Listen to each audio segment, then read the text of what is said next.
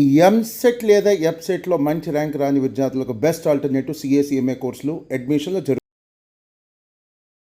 నమస్తే అమ్మా. నమస్తే అమ్మా. అమ్మ, ఉమ్.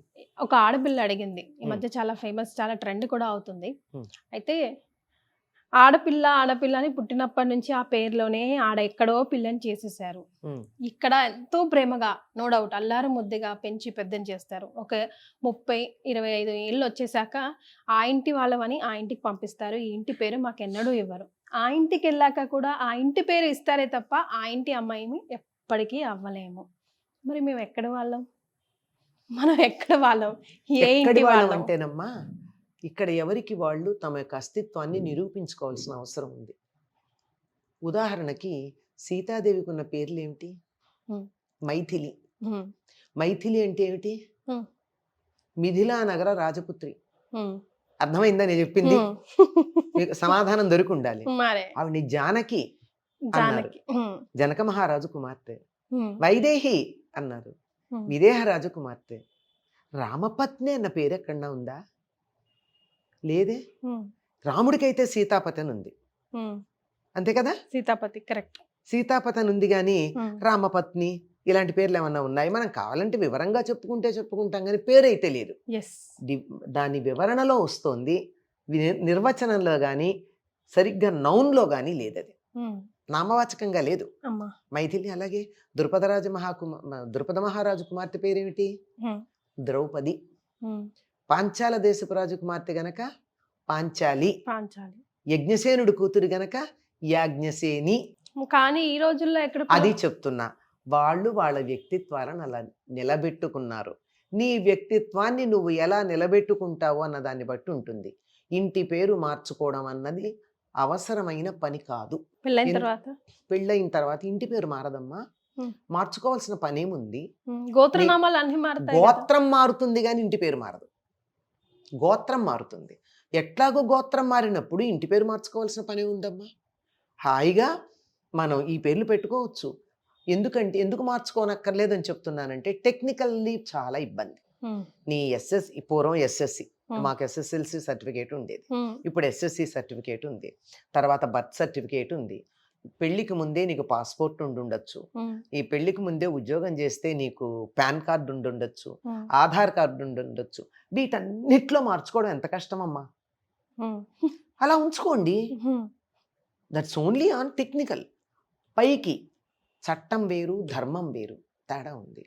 ధార్మికంగా నువ్వు ఆ ఇంటి నుంచి వచ్చి ఈ ఇంటి వారి యొక్క డిఎన్ఏని కొనసాగించబోతూ ఉన్నావు గనక, డిఎన్ఏని కూడా అనడానికి వీల్లేదు, ఈ ఇంటి వారి యొక్క వారసత్వాన్ని కొనసాగించడానికి క్షేత్రం అయ్యావు గనక నీ గోత్రం మాత్రమే మారుతుంది. ఇంటి పేరు మార్చాల్సిన పని లేదు. నిర్మలా సీతారామన్ గారు ఎలా ఉన్నారమ్మా? ఆవిడ నిర్మలా ప్రభాకరన్ పెట్టుకున్నారు. ఆవిడ నిర్మలా సీతారామన్. చక్కగా ఆ పేరుతో వాళ్ళ నాన్నగారి పేరు అలాగే ఉంచుకుంది. ఇంటి పేరు కావాలంటే మార్చుకుంటారు, లేదా గోత్రం మారుతుంది కొన్ని సందర్భాల్లో. అంటే పెళ్ళిళ్ళకి, వాటికి, ధర్మకార్యాలకి కూర్చున్నప్పుడు గోత్రం మారుతుంది, కానీ అఫీషియల్గా మార్చుకోవాల్సిన పని లేదు కదండి. This is all official. అదేమో ధార్మికమైన దాని గోత్రం మారింది. అఫీషియల్గా ఉన్నదానికి ఈ తిప్పలన్నీ పడే బదులు కావాలంటే వైఫ్ ఆఫ్ XYZ అని రాసుకోండి, అంతేగాని ఇంటి పేరు మార్చుకోవాల్సిన పని లేదు. అక్కడ 30 ఏళ్ళేగా ఉంది, ఇక్కడ మిగతా 70 ఏళ్ళు ఉండాలిగా అంటారు. ఉంటే ఉండనండి ఆ పేరుతో. ఇంటి పేరు మారకపోతే నీకు నష్టం ఏమిటిట? నష్టమేం లేదు. ఇప్పుడు నా ఇంటి ఉదాహరణకి నేను చెప్తానమ్మా, నా ఇంటి పేరు మారలేదు, నేను మార్చుకోలేదు కాదు, మార్చుకోనక్కర్లేదని చెప్పారు నాకు మా పెద్ద మనిషి. గోత్రం మారింది కదా, ఇంటి పేరు ఎందుకు మార్చుకుంటూ ఇన్ని సర్టిఫికెట్లలో ఎక్కడ మారుస్తావన్నారు. కొంచెం వైజ్గా ఆలోచిస్తే ఇవన్నీ అర్థమవుతాయి. కొంచెం ఇతరులు చెప్పిన మాటని విని గొర్రెల్లా వెళ్ళిపోకుండా మనుషుల్లాగా దీన్ని ఉపయోగిస్తే అనేక విషయాలకు సొల్యూషన్స్ దొరుకుతాయమ్మా. మార్చుకోవాల్సినంత అగత్యమేం లేదు. మీకు ఉదాహరణలు చెప్పాను కదా. అంటే ఫాదర్స్ నేమ్, మదర్స్ నేమ్ అప్పుడు పిల్లలకి పెట్టాల్సి వస్తే నీదొకటి నాదొకటి ఉంటే ఏముంటుందమ్మా, ఎందుకు వస్తుంది? తండ్రి ఇంటి పేరు పిల్లలకు వస్తుంది, తల్లి ఇంటి పేరు రావాల్సిన పని లేదు. కావాలని ఉంచుకున్న వాళ్ళు కొంతమంది ఉన్నారు, అది కూడా ఉన్నారు. తల్లి పేరు ఉంచుకున్న వాళ్ళు ఎంతమంది లేరు? గౌతమి పుత్ర శాతకర్ణి, వాసిష్ఠీ పుత్ర శాతకర్ణి, వాళ్ళు పెట్టుకున్నారు కదా. కౌసల్య సుప్రజారామ, దశరథ సుప్రజారామ అనలేదు. అవునమ్మా. ఏమ్మా ఉమ్, ఇవి మర్చిపోయి మనం ఉమ్, ఎవరో ఆడపిల్లలకి పేరే లేని జాతి వాళ్ళు వచ్చి మన దేశం మీద పాలన చేసినప్పుడు ఉమ్, ఆడవాళ్ళకి పేరే లేదు, వాళ్ళు మన మీద పెత్తనం చేసిన రోజుల్లో మనం కూడా వాళ్ళు చెప్పిన మాటలు విని టెంప్ట్ అయిపోయామంటారా? కాబోలు అనుకున్నాం. ఉమ్, మనకి తెలియదుగా. చిన్నప్పుడు అమ్మాయి మిస్ జాన్, పెద్ద అయ్యాక మిస్సెస్ పీటర్. అసలు పేరేమిటుంది?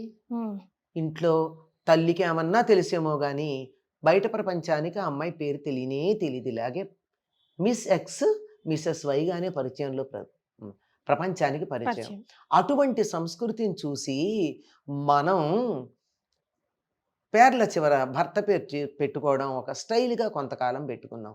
నీ పేరు చివర మీ భర్త పేరు పెట్టకపోతే నిన్ను ఆ ఫలానా వారి భార్య అనరా? ఉమ్, ఆ పేరు పెట్టుకుని కూడా చేసే పెద్ద పెద్ద ఘనకార్యాలు ఉండనే ఉన్నాయిగా మనకి. మరి పేరుకి తనకి కూడా చెడ్డ పేరు తెచ్చేవి. ఉమ్, దాని బదులు కాదు. చేత మన సంప్రదాయంలో, మన సంస్కృతిలో ఇలాగా ఇంటి పేరు మార్చుకుని తీరాలన్న నియమం లేదు. ఎందుకు లేదంటే ఇంటి పేరు మనకే ఉంది, ఒక తెలుగు వాళ్ళకే. ఉమ్, మిగిలిన వాళ్ళకు ఉండేది వాళ్ళ వంశనామం ఉంటుంది. ఉమ్, ఉత్తర దేశానికి వెళ్ళినట్టయితే త్రివేది, చతుర్వేది, ఉమ్, అలాంటివి ఉంటాయి, ద్వివేది. అవి వాళ్ళ వంశం, వాళ్ళ చదువుకున్న చదువు, వాళ్ళ వ్యవహారాలు బట్టి ఉంటాయి. మనకు ఉండేది ఒక గ్రామనామాలు ఉంటాయి మనకన్నీ ఎక్కువగా. ఉమ్, ఒక గ్రామం ఏర్పడినప్పుడు ఆ గ్రామంలో ఒక బ్రాహ్మణ కుటుంబం, ఒక వైశ్య కుటుంబం, ఒక కుమ్మరి, ఒక కమ్మరి. అంటే ఈ పేర్లమ్మ వేరే దురుద్దేశంతో ఎవరు తీసుకోకండి, వృత్తిరీత్యా చెప్పినవి. yes. ఎందుకంటే ఇవి కులాల పేర్లు అనుకుంటారేమో, ఉమ్, మళ్ళీ పొరపాటు పడి దాని మీద నానా అల్లరి అవుతుంది. అందుకని క్లారిటీ ఇస్తున్నాను. ఇది వృత్తులు. అందుకని ఒక గ్రామం ఏర్పడినప్పుడు ఈ వృత్తుల వాళ్ళందరికీ అదే ఇంటి పేరు ఉంటుంది. మీరు గమనించండి. అవునమ్మా.